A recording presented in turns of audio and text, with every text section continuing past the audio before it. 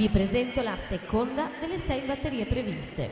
In corsia 1 Giorgia Derisio, alla 2 Matilde Guarducci, alla 3 Anna Durante, in 4 Elena Tufano, in 5 Ginevra Salerno, alla 6 Sofia De Marchi, 7 Melissa Trevisiol, in 8 Sofia Gangi.